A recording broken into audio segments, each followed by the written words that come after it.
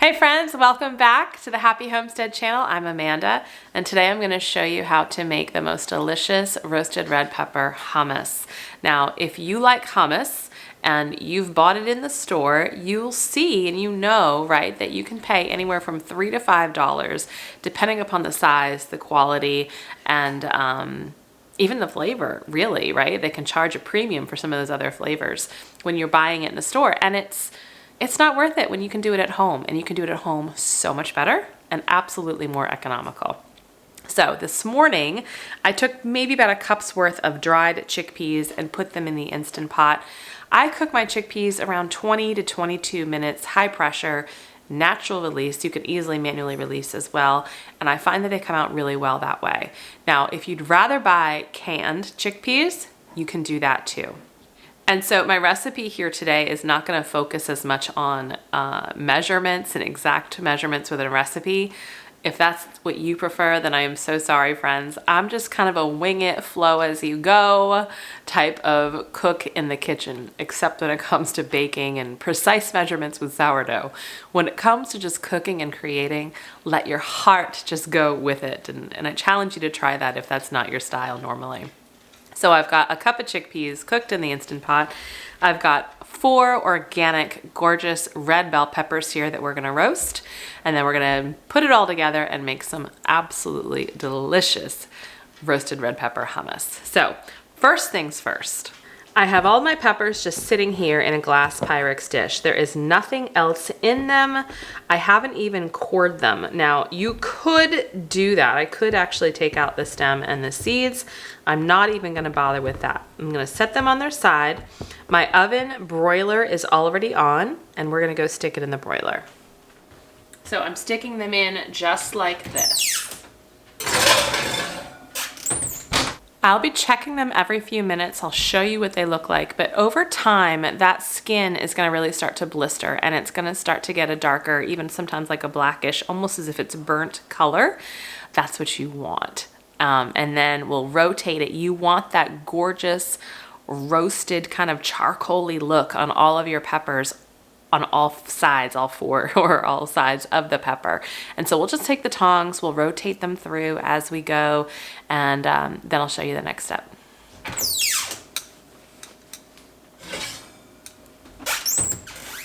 Okay, so I want you to see, you see how we have that kind of blistering effect. That's what we're looking for. Now we're looking for a lot more of it. Now I'm just gonna turn them.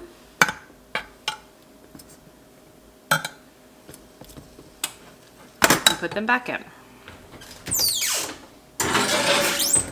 All right, let's take a look at our peppers. I've been turning them. They've been in the oven for probably about 20 minutes total. Oh yeah, look at that. This one could probably go a little longer, but these all look fantastic. Okay, so now what we're gonna do is set that here, and I'm gonna cover that very tightly with tin foil.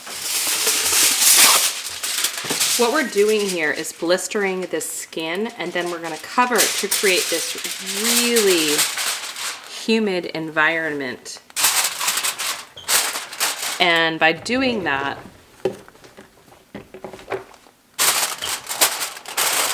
it allows the skins to come off that much easier, and it just creates that beautiful roasted red pepper texture. So I am going to leave these here with the foil on for at least 30 minutes. I want them to be cool enough for me to handle too, so it may even be up to an hour or so. I'm just gonna go about my day, and I'll come back to this in a little bit. So let them sit with the foil tightly on to create that really humid environment, and it just makes those skins come off so easily. It's been 2 hours since our peppers came out of the oven, so I'm gonna take the foil off, and we're gonna peel the skins off and get them in a bowl.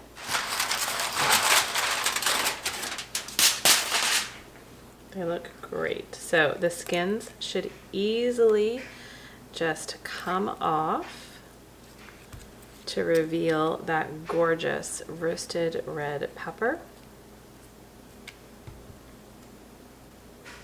And then we're gonna just get that stem out along with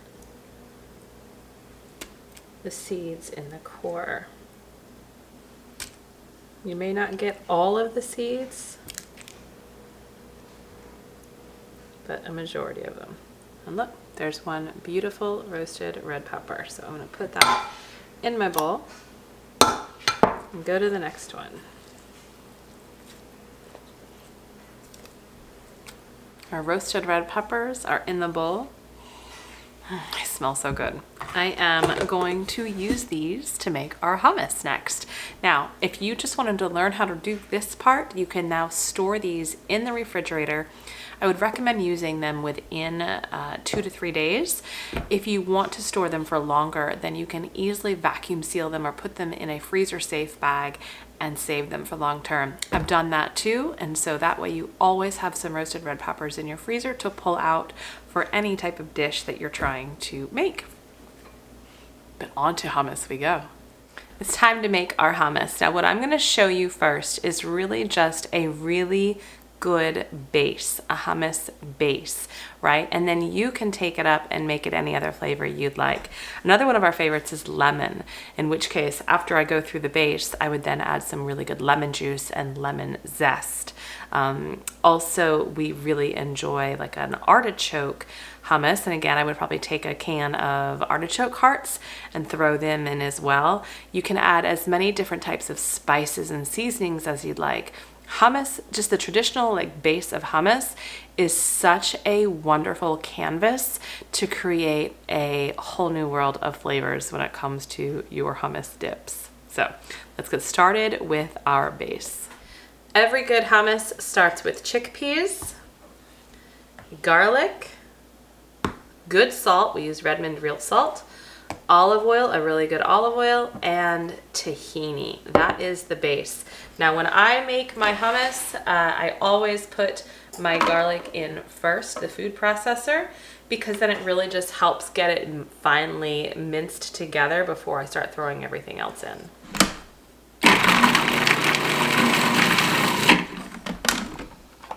And yes, I could do that by hand, but why would I? Look how easy that was.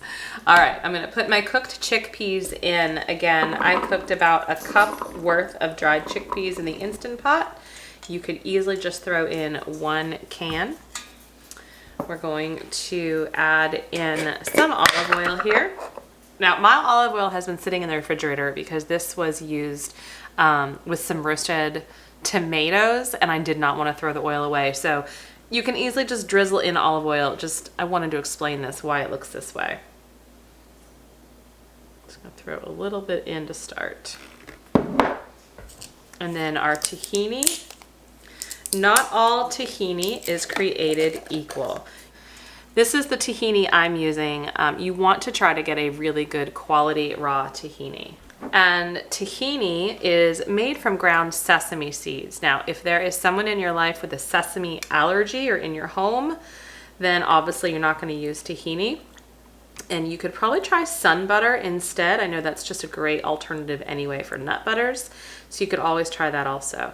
And tahini separates just like a really good peanut butter also. So you want to mix that up and get the goodness. I'm adding about 1/4 of a cup just to start, as well as our salt. And we're going to start blending.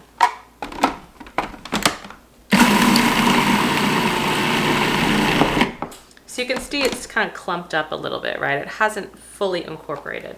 This is where more olive oil is going to help. And I'm going to add a little more tahini. It's all by how it looks, how it tastes, how it feels in your mouth. So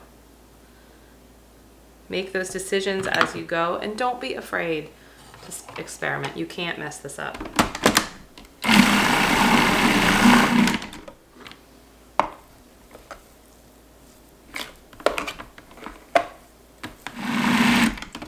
Okay, so I've been drizzling in some olive oil and adding more, and it's definitely getting creamier. This is the point where it's really just the base. You can add a little bit of cumin as well. I'm gonna do that, just a pinch of cumin. But this is really essentially hummus. It's at this point where you can start adding your other flavors and seasoning, and you really want to get it to the texture you want. If you want it a lot more creamier, you can add a lot more of that tahini oil or olive oil to get it to that consistency that you really enjoy. I am now going to add in our roasted red peppers that we roasted. So they're in here, and I'm just going to add them in because they're pretty full of, they have a high moisture content, right? It'll help this cream out a little bit better with the texture of the hummus.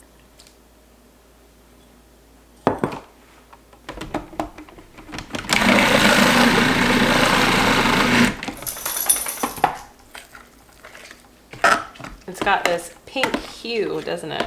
It's kind of funny. Just scraping down the sides, making sure it's all getting mixed up. It's at this point too that I would totally taste it and see if I need to add any more salt. Oh my goodness, that is so good. I am gonna add some more salt. I'm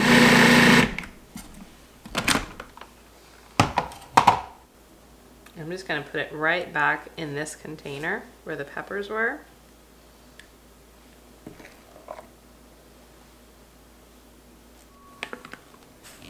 May not be the prettiest presentation just in that bowl, but it's going to go in the refrigerator, and it is going to be a great addition to some of our meals this week, as well as to some of the kids' lunches.